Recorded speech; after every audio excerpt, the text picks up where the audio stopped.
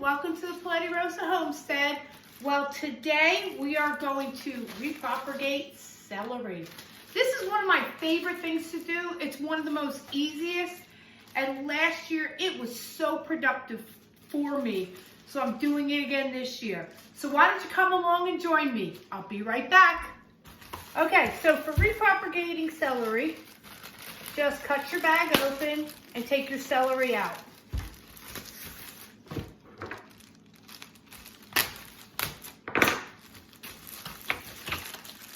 What the nice part about it is all this, the good celery parts, you want to keep that. And the only thing you want to repropagate is the bottom part down here. And then you can go with all this, you could make your celery salt or whatever you want to do. So, for repropagating, take the celery, take about that much and cut around.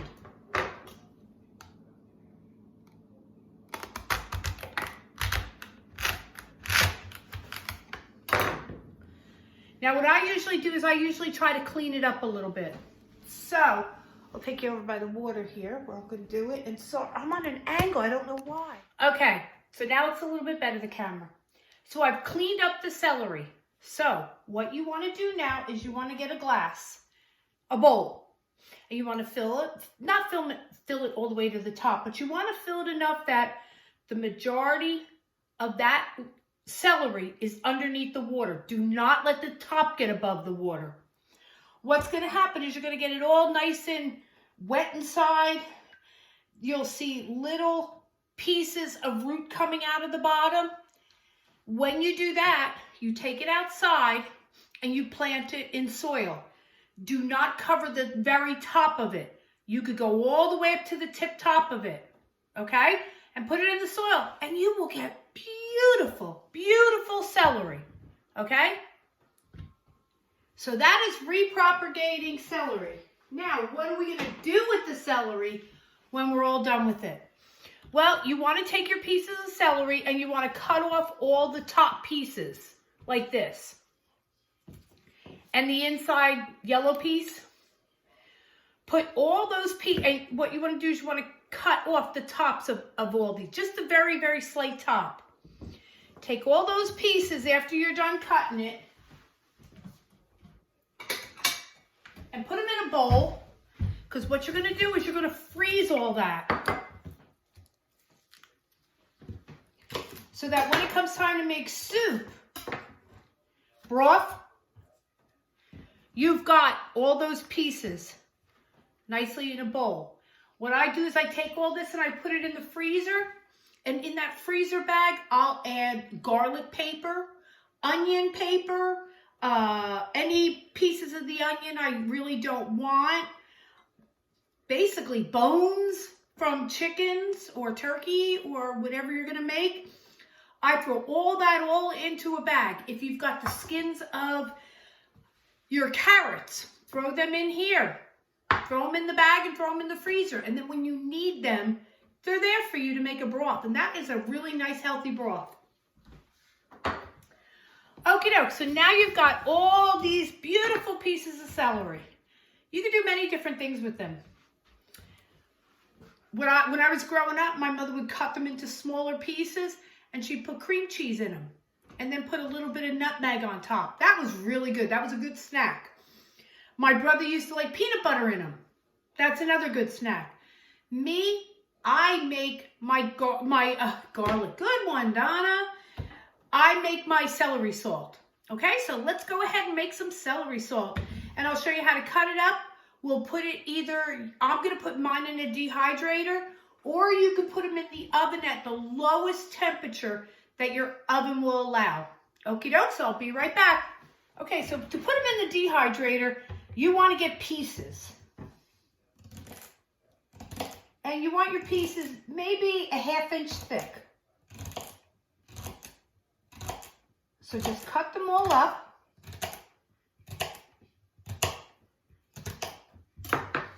And then right here, I've already done some.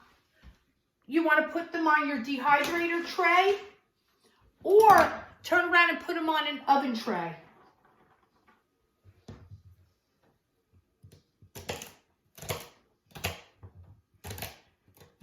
So what I'm going to do is I'm going to cut all these up. And then I will be right back to show you the next part. Okie doke, so hang in there. Okay, so I got 3 beautiful trays of celery to go into my dehydrator. You want to set your dehydrator at 125, and if you're using the oven, now let me see if I can straighten this up without causing a big thing. Okay, so welcome back. Today's the next day, and my celery is all dehydrated. So let's get to it, and let's crush up some celery. Be right back. Okay, so here is my celery. As you can see, they're only small little pieces. And I have my Immersion blender right here. I love my Immersion blender. So now what you want to do is, and you can use any type of blender that you want.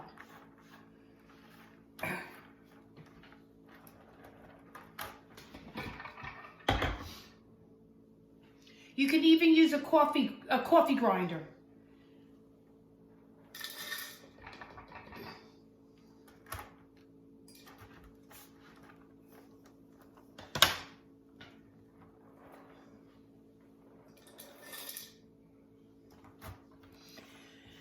Now, I will link a description down below, and in the description will be where I got these beautiful mats for my Excalibur. They don't fit exactly, they're just a little bit short as you can see around the edges, but they work great, and they're not that expensive.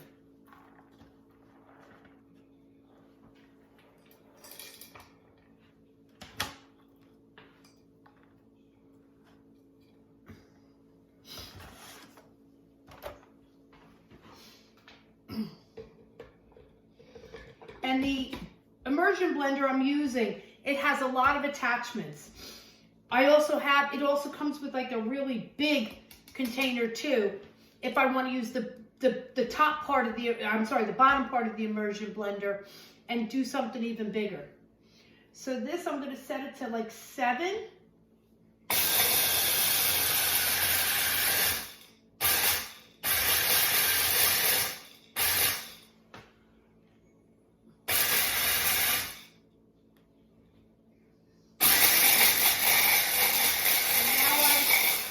I moved it to a 15, which is crushing it more.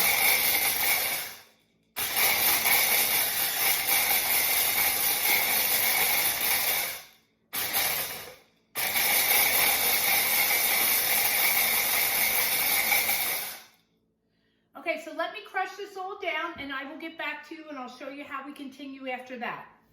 Okay, so I grinded my celery really good into like a powder, okay? I don't have a lot here. In fact, let me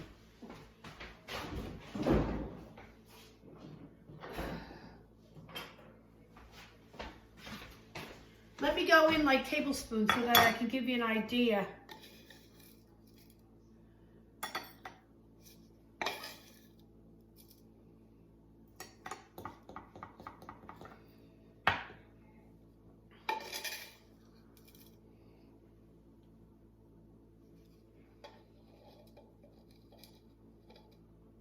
Okay, I got roughly 4 tablespoons, or a little bit more than 1/4 cup.